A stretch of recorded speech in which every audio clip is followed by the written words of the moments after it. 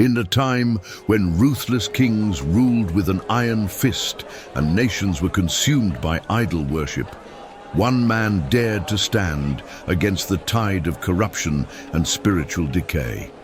Elijah the Tishbite, a prophet whose name echoes through the ages, wielded an unshakable faith that defied empires and demonstrated the unmatched power of God. He was a man who walked in miracles, who called fire down from heaven to expose the deception of false gods, and whose fearless obedience reshaped the destiny of Israel. His dramatic departure in a chariot of fire remains one of the most breathtaking moments in biblical history, marking him as one of only 3 men who never tasted death. Before we dive into the incredible life of Elijah, take a moment to subscribe to my YouTube channel. Click the like button to help spread these life-changing biblical truths, and don't forget to hit the notification bell so you never miss an update. Share this video with friends and family who need to be reminded of God's power and faithfulness. Elijah was no ordinary man. He was a prophet, a messenger of God sent to call his people back to the truth. In his time, Israel had strayed far from its divine calling. The people had abandoned the God who had delivered them, the one who had provided their land, their food, and their very existence.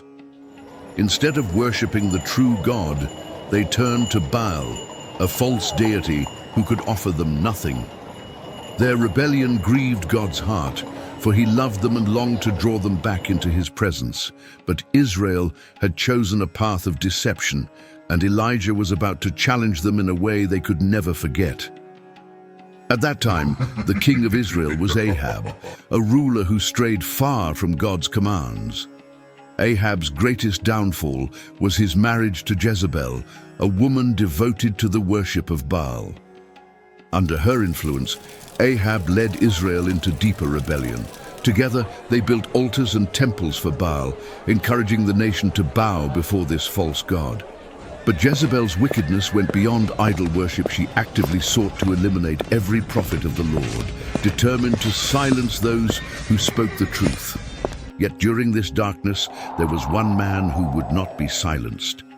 Elijah, a prophet chosen by God, stood unshaken in his faith. When the Lord gave him a message for the king, Elijah did not hesitate. With unwavering confidence, he set his course for the royal palace. The grandeur of Ahab's palace meant nothing to him. Golden halls, lavish decorations, the might of an earthly king, none of it could compare to the power of the God he served. Elijah carried a divine command, and no opposition would keep him from delivering it. As he approached the gates, the guards eyed him suspiciously. "Who are you? And what is your business here?" one demanded. Elijah met their gaze without fear. "I am Elijah, a prophet of the Lord. I have a message for your king." Recognizing the weight of his words, the guards led him through the palace corridors, finally bringing him before King Ahab, who sat upon his throne. Ahab regarded Elijah with a mix of curiosity and irritation. He was accustomed to men bowing before him, but Elijah stood firm, unyielding. "Who are you, and why have you come?" the king demanded. Elijah stepped forward, his voice unwavering. "I am Elijah, a prophet of the Lord, the God of Israel. And this is what the Lord says: As surely as the Lord lives, the God whom I serve, there will be neither rain nor dew upon this land until I declare it." A stunned silence filled the room. No rain, no doubt. Such a thing had never happened before. Ahab's mind reeled. Crops would fail, rivers would dry, famine would spread. Yet Elijah's expression remained firm, his words carrying undeniable authority. "This drought comes because you and your people have turned away from the Lord to worship Baal," Elijah continued. "But know this: Baal is nothing but a lifeless idol. He cannot send rain. He cannot bless this land. Only the Lord, the true and living God, holds power over the heavens." Before Ahab could respond, Elijah turned and walked out of the palace. The guards, despite their duty, did not stop him. Something about this man, about his confidence, his presence, it was as if he carried the very authority of heaven itself. And so Elijah departed, leaving behind a prophecy that would soon shake the entire kingdom. Elijah left the city and retreated to a quiet place, away from the noise of the palace and the anger of the king. He knew that his mission was not over, this was only the beginning. As he knelt in prayer, he waited for God's next instructions, trusting that the Lord would guide his every step. Days passed, and just as Elijah had declared, not a single drop of rain fell. The sky remained empty, and the land began to suffer. The once fertile fields turned to dust, and the rivers and streams shrank until they were mere trickles of water. The crops withered under the scorching sun, leaving the farmers with nothing to harvest. The animals grew weak, their ribs showing as they struggled to find food and water. Fear spread throughout the kingdom as people realized the severity of the drought. Without rain, their very survival was at risk. King Ahab and Queen Jezebel were enraged. Instead of recognizing their own sin and turning back to God, they blamed Elijah for their suffering. Jezebel especially burned with fury. She had already made it her mission to destroy the prophets of the Lord, and now Elijah had humiliated her god Baal by proving him powerless to bring rain. They sent search parties throughout the land, determined to find Elijah and put an end to his interference. But Elijah was nowhere to be found. He had disappeared, hidden away by the very God they refused to acknowledge. God had spoken to Elijah, giving him clear instructions. Go and hide near the brook of Chariot, east of the Jordan River. There you will drink from the brook, and I will send ravens to bring you food. It was an unusual command, but Elijah did not hesitate. He trusted in God's provision, knowing that the Lord never fails those who obey him. The brook of Chariot was a place of solitude, far from the eyes of men. Here, Elijah found peace, away from the corruption of the city. The cool water of the brook refreshed him, and each sip was a reminder that God was sustaining him, even in the midst of a drought. But what about food? In the wilderness, where no harvest could be gathered, how would he survive? God had already prepared a miraculous solution. Every morning and evening, ravens appeared in the sky, carrying bread and meat in their beaks. These birds, which normally scavenged for themselves, had become God's messengers, delivering sustenance directly to his prophet. It was an astonishing sight. Creature that had no reason to care for a human were now serving as his lifeline. Each day Elijah gave thanks, recognizing that his survival was not by chance, but by the faithfulness of Almighty. While the rest of Israel suffered under the weight of the drought, Elijah was cared for by the hand of God. He remained in the wilderness, waiting for the next step in his journey, knowing that the God who had led him this far would continue to guide him. As Elijah remained in hiding, the suffering in Israel grew worse. The relentless drought showed no mercy. Rivers had dried to mere trickles, the fields lay barren, and the once prosperous land had become a wasteland of cracked earth and despair. With each passing day, the people grew weaker, their hopes fading like the dying crops. Some began to question everything they had once believed.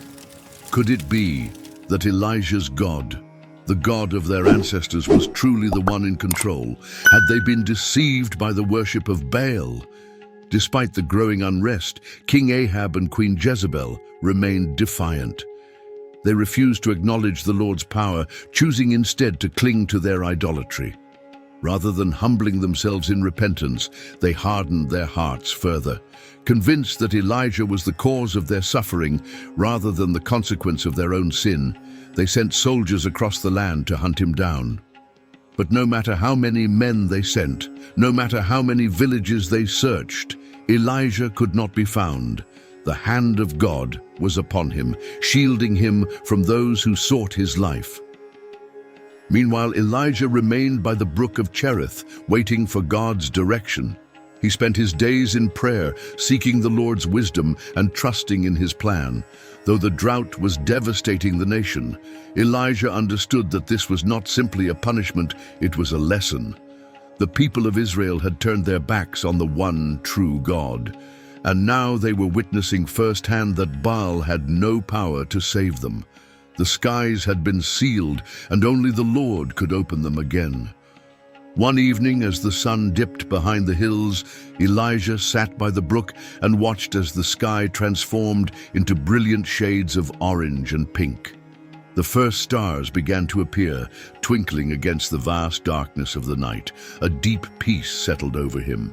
He was alone in the wilderness, yet he was not truly alone. The presence of God surrounded him, his provision sustaining him, his voice guiding him. Elijah closed his eyes and whispered a prayer. Lord, thank you for your faithfulness. You have provided food, water, and shelter. But more than that, you have given me the assurance that I am never alone. I trust you, Lord, with all that I am. Whatever comes next, I will follow where you lead. With that, Elijah lay down and drifted into sleep, his heart at rest, knowing that even in the desolation of the wilderness, God was watching over him.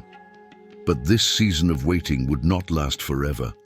Soon, the Lord would call him forth again, not just to confront Ahab, but to prove once and for all who held power over heaven and earth. Elijah remained at the brook of Chariot, just as God had commanded. It was a place of solitude, far removed from the turmoil of Israel. The gentle trickling of the water, the rustling of leaves in the wind, and the occasional chirping of birds filled the air with a peaceful melody. Though he was hiding, Elijah did not feel alone. He knew that God was with him, watching over him, providing for him each day. The brook sustained him, offering cool, refreshing water that kept him strong amid the relentless drought. Each morning and evening the ravens came as God had promised, bringing him food. It was a miraculous provision, a reminder that God never abandons those who trust in him. But as time passed, Elijah noticed something troubling. The water in the brook was beginning to recede. Day by day, the once flowing stream became thinner, its current weaker. The cracked earth around him was evidence of the worsening drought. Then one morning, Elijah knelt to drink and found nothing but dry stones where the water had flowed. The brook had completely dried up, yet Elijah did not panic. He did not question God or allow fear to take root in his heart. If God can command the birds to feed me, he thought, then surely he can provide for me in another way. He knew that when one source dried up, God would open another, and then the Lord spoke. "Get up and go to Zarephath, a town in Sidon," God instructed him. "I have commanded a widow there to take care of you." It was an unusual command. Widows in that time were among the poorest in society. How could a widow, struggling to survive, possibly care for him? But Elijah did not question God. He did not hesitate or complain. He simply rose to his feet and obeyed. The journey to Zarephath was long and arduous. The blazing sun scorched the land, and the dry ground cracked under his feet with every step. There was no relief from the relentless drought, no flowing rivers, no green fields, only desolation stretching for miles. Yet Elijah pressed on, his trust unwavering. If God had sent him to Zarephath, then he had already prepared the way. After days of travel, Elijah finally reached the town, his throat parched and his body weary from the journey. As he stepped through the gates, he immediately noticed a woman gathering sticks. She was thin, her clothes worn, and her face bore the weight of hardship. There was no sign of abundance in her life, only struggle. Yet, as Elijah observed her, he remembered God's words, "I have commanded a widow to take care of you." Could this woman truly be the one God had chosen to care for him? Elijah didn't know yet, but he trusted in God's plan. Stepping forward, he called out to her, his voice steady despite the exhaustion from his journey. "Please bring me a little water so I can have a drink." The woman paused, looking up from the sticks she had been gathering. Though she did not know Elijah, something about him struck her. Perhaps it was his presence, the quiet confidence of a man who walked with God. She hesitated for only a moment before nodding and turning to fetch the water. But as she walked away, Elijah added, "And please bring me a piece of bread too." At this, the woman stopped in her tracks. She turned back to Elijah, her face filled with sorrow. Tears welled in her eyes as she spoke, her voice heavy with despair. "I don't have any bread," she admitted. "I only have a handful of flour in a jar and a little oil in a jug. I was gathering these sticks to make one last meal for my son and me. After that, we will have nothing left and we will die." Her words revealed the depth of her suffering. She was a widow in a time of drought, struggling to keep herself and her child alive. There was no hope on the horizon, only the certainty of hunger and death. Elijah saw the pain in her eyes, the weight of desperation pressing on her heart. But he also knew something she did not. God had sent him to her for a reason. He stepped closer and spoke with unwavering faith. "Do not be afraid," he told her. "Go home and do as you plan. But first, make a small piece of bread for me. Then do something for yourself and your son. For this is what the Lord, the God of Israel, says: the jar of flour will not be used up, and the jug of oil will not run dry until the day the Lord sends rain on the land." The woman stared at Elijah. How could this be? She had only enough flour and oil for a final meal.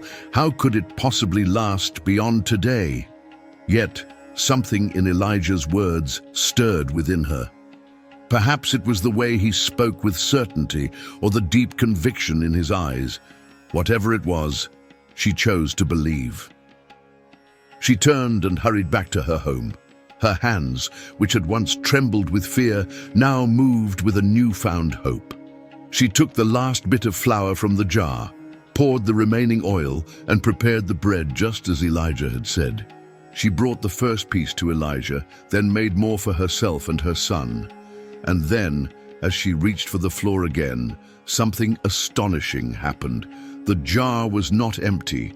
The oil had not run out. Every day, the widow returned to her kitchen, expecting to find nothing left. But each time, there was enough for her son, and for Elijah. The miracle continued day after day, just as Elijah had promised. Elijah remained with the woman and her son for a long time.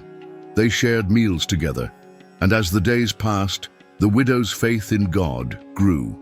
She had once prepared herself for death, but now she and her son lived not by her own means, but by the provision of a God she was only beginning to understand. Through this time, Elijah witnessed yet again the faithfulness of God. When all seemed lost, when hope had run dry like the land itself, God had provided. He had used a poor widow with almost nothing to sustain his prophet.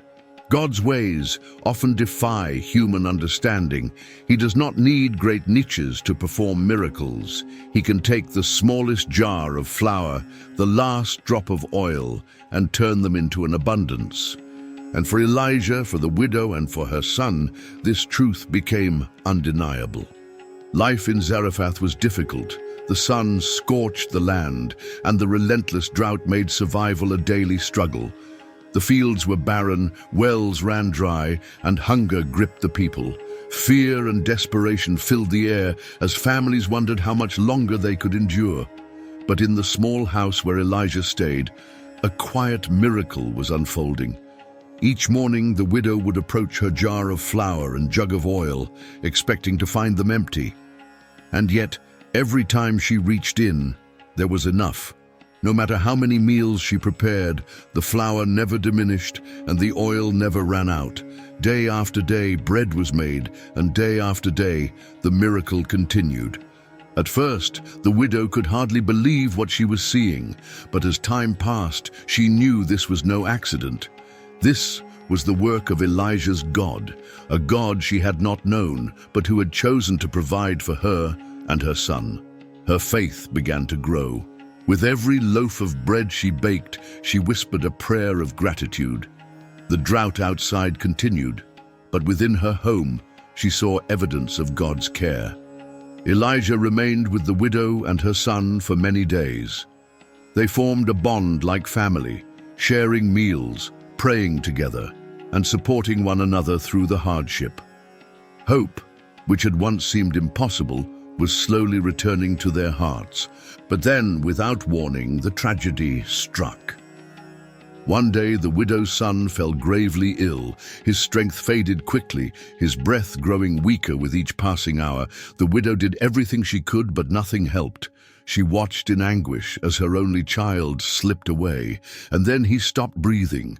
Grief overwhelmed her. She clutched her son in her arms, rocking him as tears streamed down her face. Her heart, once filled with hope, now shattered in despair. Overcome with sorrow, she turned to Elijah, her voice trembling with anger and pain. "What have you done to me, man of God?" she cried. "Did you come here to bring my sins to light and take my son away from me?" Elijah's heart ached at her words. He had no explanation, no immediate answer. But he knew one thing: God had the power to restore life. Without hesitation, he gently took the boy from her arms and carried him upstairs to the room where he had been staying. He laid the lifeless child on his bed, knelt beside him, and poured out his soul in prayer. "Lord my God," Elijah cried, "why have you allowed this tragedy to come upon this widow who has been so faithful in caring for me? Please, Lord, let her son's life return to him." Elijah stretched himself over the boy, praying with every fiber of his being. Once, twice, 3 times. Each time, his voice rose in desperation. "Lord my God, let this child's life come back to him." And then it happened. The boy's chest rose. A gasp of breath filled the air. His eyes fluttered open. Life had returned to him. Elijah's heart swelled with relief and joy. Lifting the boy into his arms, he carried him down the stairs, his steps filled with triumph. The widow, still lost in grief, looked up in disbelief as Elijah placed her son in her arms. "Look," Elijah said, "your son is alive." The widow sat frozen on the floor, her tear-streaked face reflecting a mixture of disbelief and overwhelming joy. When Elijah placed her son into her arms, alive and well, she gasped audibly before bursting into sobs of relief. Clutching her child tightly, she could barely find the words to speak. Finally, through trembling lips, she turned to Elijah and declared, "Now I know that you are a man of God, and that the word of the Lord from your mouth is the truth."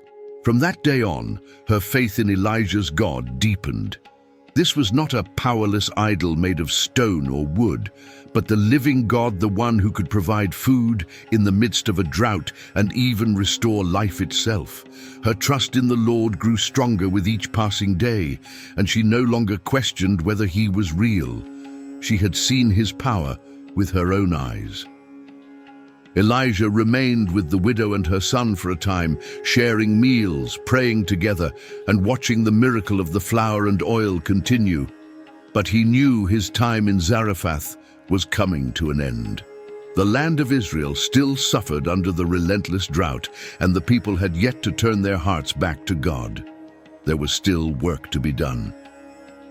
As he prepared to leave, Elijah looked back at the widow and her son one last time.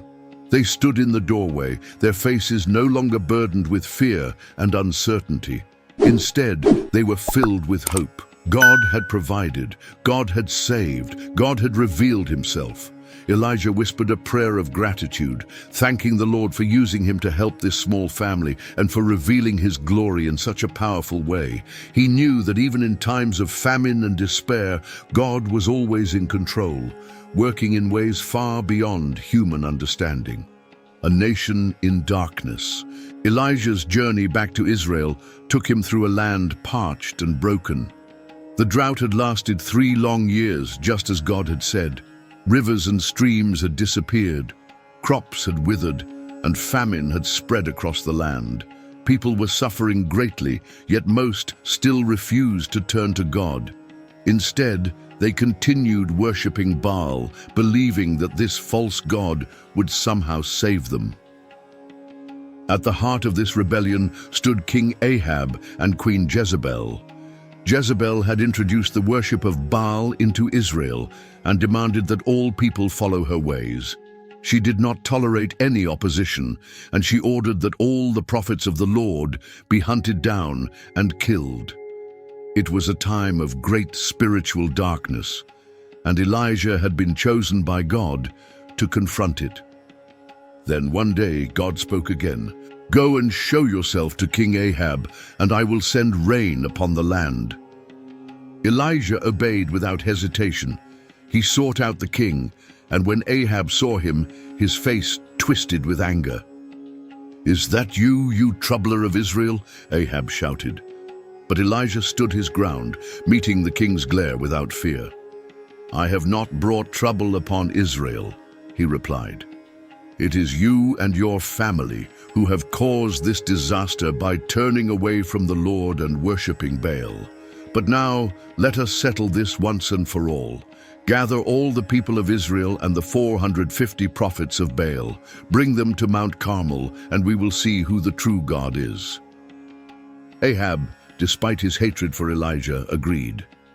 Messengers were sent throughout the land, summoning the people and the prophets of Baal to Mount Carmel, where a great showdown was about to take place. The challenge on Mount Carmel. The sun blazed over Mount Carmel as thousands of people gathered to witness what was about to unfold. On one side stood Elijah alone. On the other, 450 prophets of Baal, dressed in elaborate robes and carrying their ceremonial tools of worship. The people stood in between, watching and waiting. Elijah stepped forward and addressed the crowd. "How long will you waver between two opinions?" he called out. "If the Lord is God, follow him. But if Baal is God, then follow him." The people remained silent. Elijah continued, "I am the only prophet of the Lord left, but Baal has 450 prophets. Let us have a contest. We will each prepare an altar and place a bull upon it, but we will not light the fire.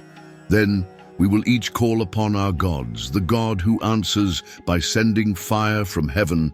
That is the true God." The people murmured in agreement. "That is a good idea," they said. The prophets of Baal went first. They built their altar, laid the bull upon it, and began their ritual. "Baal, answer us," they cried. They chanted, they danced, they shouted louder and louder, but the sky remained silent. Hours passed, and still there was no response. At noon, Elijah could not help but mock them. "Shout louder," he taunted. "Perhaps your God is deep in thought, or busy, or traveling. Maybe he's asleep and needs to be awakened." The prophets of Baal grew desperate. They screamed and even cut themselves with swords, believing that their blood would gain Baal's attention. But nothing happened. No fire, no answer, no sign of power. Finally, Elijah stepped forward, fire from heaven. "Come closer," he said to the people. They gathered around as he carefully rebuilt the altar of the Lord, which had been broken down. He took 12 stones, one for each tribe of Israel, and arranged them to form the foundation. Then he dug a trench around the altar, something no one expected. He placed the bull upon the wood and turned to the people. "Bring me water." Water in the middle of a drought. The people hesitated, but they obeyed. Elijah had them pour the water over the altar once, twice, 3 times until everything was drenched. The wood, the bull, even the trench around the altar was filled with water. It was impossible now for fire to burn it. But Elijah wasn't relying on human logic. He was calling upon the power of the one true God.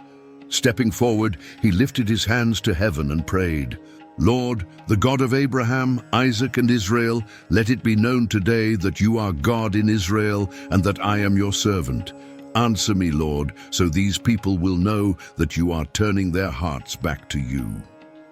And in that instant fire fell from the sky. It consumed the bull, it burned the wood, it devoured the stones, it licked up the water in the trench. The people gasped, their eyes wide with terror and amazement. Then, as if a great weight had been lifted from their hearts, they fell to the ground and cried out, "The Lord, He is God! The Lord, He is God!" The deception of Baal was shattered. The people had seen the truth with their own eyes, and Elijah stood on Mount Carmel, knowing that this moment would be remembered forever, a moment when the power of the Lord was made undeniable, and a nation was given the chance to return to the God who had never stopped calling them home. Elijah stood firm on Mount Carmel, watching as the people seized the prophets of Baal. With righteous authority, he commanded, "Seize the prophets of Baal. Do not let any of them escape." The people, now awakened to the truth of the one true God, obeyed. Justice was carried out, and the false prophets who had led Israel astray were no more. But Elijah's mission was not yet over. He turned to King Ahab and spoke boldly, "Go, eat and drink, for there is the sound of heavy rain." Though the sky remained cloudless, Elijah knew that God had spoken. The drought that had plagued Israel for 3 years was coming to an end. With unwavering faith, he climbed to the top of Mount Carmel, knelt and began to pray. Each word was filled with expectation, each plea a declaration of trust in God's promise. Elijah then sent his servant to look toward the sea. The servant returned, shaking his head. "There is nothing there." Elijah did not waver. "Go again," he said. 7 times the servant went, and 6 times he saw nothing. But on the 7th, he returned with news, his voice filled with wonder. "I see a cloud as small as a man's hand rising from the sea." Elijah's eyes lit up. That small cloud was all he needed. He turned to his servant and declared, "Go, tell Ahab to get his chariot ready, for the rain is coming soon." Within moments, the sky darkened. Thick, heavy clouds rolled in, the wind howled, and the heavens finally broke open. A mighty downpour drenched the land. Rivers began to flow again, the parched earth drank deeply, and the long, painful drought was over. The people of Israel had seen with their own eyes the power of God on Mount Carmel. But not everyone rejoiced. When Queen Jezebel heard what had happened, the defeat of Baal's prophets, and the people turning back to the Lord, her fury burned like an unquenchable fire. She sent a messenger to Elijah with a chilling threat. "May the gods deal with me, be it ever so severely, if by this time tomorrow I do not make your life like one of them." Elijah, who had just stood fearlessly against 450 false prophets who had called down fire from heaven and prayed for rain, now felt something unexpected: fear. The weight of exhaustion, the years of struggle, the hatred of Jezebel, it all came crashing down. Overwhelmed, Elijah ran for his life. He fled from Israel, leaving everything behind, traveling deep into the wilderness. After journeying a day into the barren land, he collapsed under a small tree, his heart heavy with despair. His voice trembled as he prayed, "Lord, I have had enough. Take my life. I am no better than my ancestors." The mighty prophet, who had seen the undeniable power of God, now felt weak and alone. With exhaustion overtaking him, he lay down under the tree and drifted into sleep. But even in Elijah's despair, God had not abandoned him. As he slept, an angel of the Lord gently touched him. "Get up and eat," the angel said. Elijah's eyes fluttered open. In front of him was a loaf of bread baked on hot stones and a jar of water. The warmth of the bread filled the air with comfort. He ate and drank, then lay down again, too weary to do anything else. A second time the angel touched him and said, "Get up and eat, for the journey is too much for you." Elijah obeyed, and as he ate, strength returned to his weary body. He did not know where God was leading him, but he knew he had to keep going. For 40 days and 40 nights he traveled through the wilderness until he reached Mount Horeb, the mountain of God. When Elijah arrived, he found shelter in a cave and spent the night there. But then the voice of the Lord came to him. "What are you doing here, Elijah?" Elijah poured out his heart, his voice raw with emotion. "I have been very zealous for the Lord God Almighty. The Israelites have rejected your covenant, torn down your altars and killed your prophets. I am the only one left, and now they are trying to kill me too." God answered, "Go out and stand on the mountain in my presence, for I am about to pass by." Elijah obeyed, stepping to the entrance of the cave, waiting. Suddenly, a powerful wind tore through the mountains, shaking the very foundation of the rocks. But God was not in the wind. Then a great earthquake struck, causing the ground to tremble violently, but God was not in the earthquake. Next, a consuming fire blazed before Elijah, its flames fierce and wild. But God was not in the fire. And then a gentle whisper. The moment Elijah heard it, he pulled his cloak over his face and stepped forward. He knew God was in the whisper. The Lord asked again, "What are you doing here, Elijah?" Elijah repeated his fears, his loneliness, his belief that he was the only one left. But God, in his mercy, revealed the truth. "You are not alone, Elijah. There are still 7,000 in Israel who have not bowed to Baal or worshipped him." The words sank deep into Elijah's heart. He had felt abandoned, but God had always been with him. Then God gave Elijah a new purpose. "Go back. Anoint new leaders. Appoint Elisha as your successor.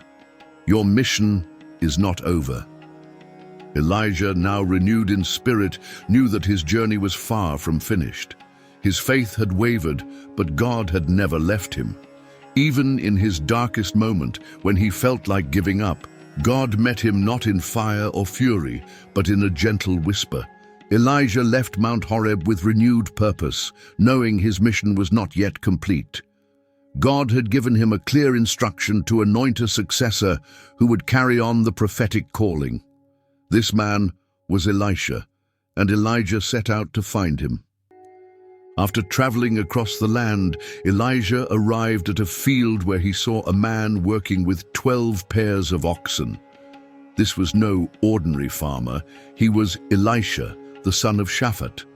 Unlike many in Israel who had turned away from God, Elisha was faithfully tending to his responsibilities, unaware that his life was about to change forever. Without saying a word, Elijah approached Elisha and placed his own cloak upon his shoulders. This was more than just a gesture. It was a prophetic act, a divine calling. The cloak symbolized authority, anointing, and the passing of responsibility from one prophet to the next. Elisha immediately understood what had just happened. The moment the prophet's cloak rested on his shoulders, he knew that God had chosen him for something greater. The weight of that moment was not just physical, it was spiritual.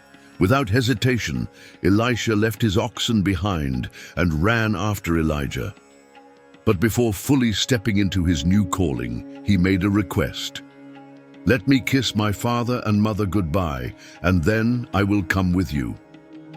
Elijah's response was simple yet profound. "Go back, but think about what I have done to you." It wasn't a rebuke, but a challenge.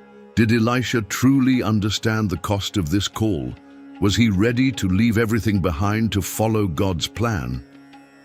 Elisha returned home, but he did not hesitate for long. To show his complete commitment to God, he did something remarkable. He slaughtered his oxen, the very tools of his trade, and burned the plow to cook their meat.